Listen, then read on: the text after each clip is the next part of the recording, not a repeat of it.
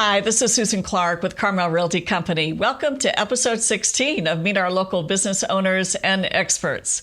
Today I'm going to be chatting with Teresa Buccola of Teresa Buccola Stained Glass here in Carmel. Teresa creates really beautiful stained glass work in her studio here in Carmel, and we're just about to hear all about it. Teresa, welcome. I'm so happy to be chatting with you today. I'm really eager to hear all about your beautiful work that I see surrounding us. Yeah, I'm happy you're here. Thanks so much for coming. Thank you. Teresa, I'm really curious about how you got into stained glass. You have such beautiful designs. How did all this come about? Well, I had been a secretary in San Francisco for, I think it was 7 or 8 years, for the story that I'm about to tell. And I was in the investment banking world for 10 years in total. And I had no idea how I was going to get out. And I was dying inside every day that I went in to do expense reports on the 14th floor. And I went to the Palace of the Legion of Honor in San Francisco, the museum, and I went there by myself on a Friday afternoon. And it was really the first time, I think, one of the first times that I had been studying how an artist could leave a work of art behind after they left the planet, and what that would take, and the aggravation and the pain and the joy. And the deeper that I got into the museum, the more that I was comparing their lives to mine. And there was a gut-wrenching despair that I felt by the time I was in the basement, because they had the Rodin room. And I think, if I remember correctly, I was standing in front of a Rembrandt, and I started to cry, and I said a prayer to God, and I said, I want to become, part of this elite group of people. Please help me to get out of where I am right now. And it was a really far away thought that I'd always wanted to do stained glass since I was little.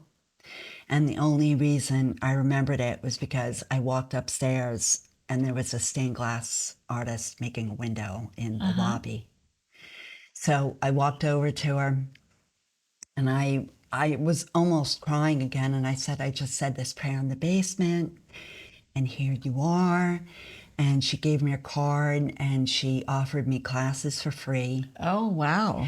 That's incredible. I know. And she was named after 2 Greek goddesses, Flora, Dionysia. And that's how I got into stained glass. Yeah. That's fabulous. Well, I noticed on your website that you have a number of pieces that are using mythology and mythological figures.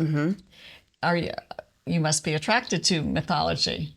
Yeah, I've been sort of captivated by Greek mythology since I was, I think I was in the 3rd grade, and I opened up a book in the library, and Athena, the goddess of war, was cracking out of her dad's skull in full armor.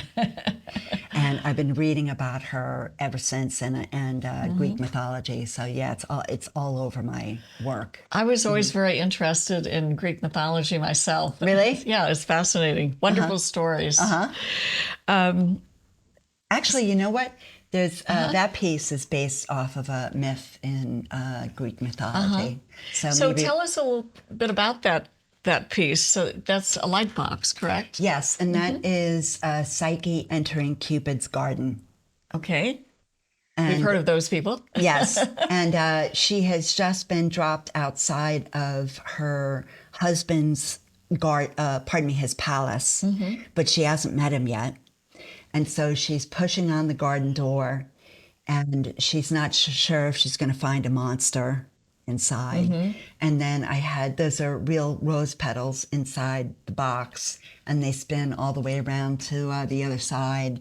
And it's the only Greek myth where a woman has to prove her love for a male god, and then they're reunited on the last panel, and he flies her up to Mount Olympus. And Teresa, do you do most of your work as a custom piece? In other words, someone comes and says, I have this lovely home in Carmel. I would like to have a stained glass window. Is that the sort of thing you do often? Yeah, typically I market to general contractors, architects, and interior designers. Okay. And then they get the idea, kind of floats around in their mind for a while. And then if either a client asks for stained glass, or what I'm trying to persuade the architects to do is to start suggesting it to their clients instead of waiting, right? And then they call me. I see. So there's a whole networking that goes along with it as far as dealing with interior designers, architects, when people are remodeling or creating a home. Are there some other special pieces besides your light box that you would like to talk about? Yes, three of my favorite panels went into a home on Spindrift. Okay. And that's called the Two Trees of Life and Art Nouveau Kitchen. So if people wanted to go into my website and have a look at those. Moonlight Through the Magnolias, which I put in a chapel out in Carmel Valley. Oh, wonderful. Yeah, and that was a present for the Reverend. And it is a magnolia branch that's been silhouetted by the moonlight. That's one of my favorite pieces. Oh, that's beautiful. Yeah. So you mentioned that it's in a church now. So have you done very much commercial work, or is it mostly for people's homes?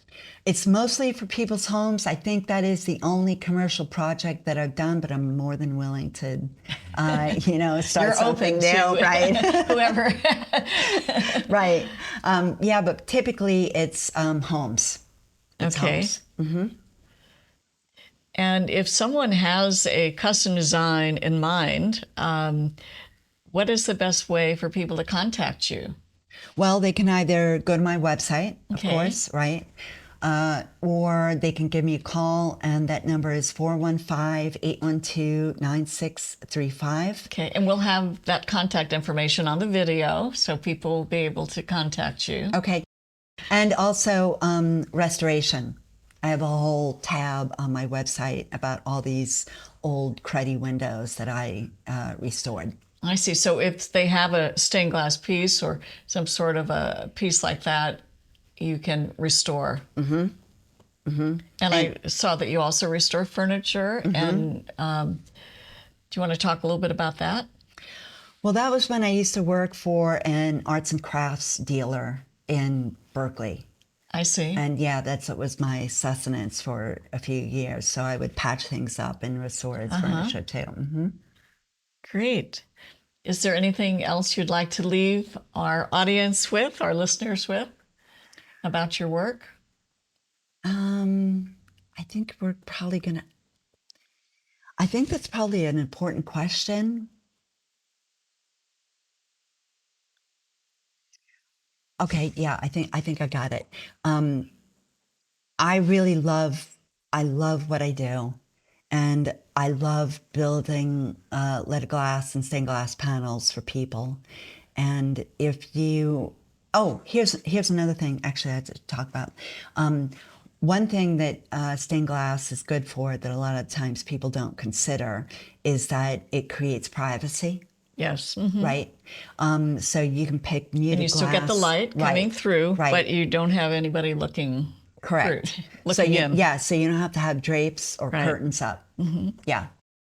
Teresa, thank you so much for being here with me today. I know everyone will be able to find out more about your work by looking at your website. So I encourage everyone to do that and give Teresa a call if you have something in mind that you would like to create for your own home or life circumstance. So thank you again. Thank you so much, Susan. Thanks for coming. Yeah. And to all of my listeners, thank you very much for listening. This has been episode 16.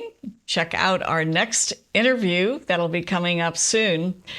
And if you have any real estate needs, I'd love to chat with you. This is Susan Clark with Carmel Realty Company. I'd love to chat with you about your goals, your dreams, and desires. Thank you, and see you next time. Thanks. Bye-bye. Bye. Bye.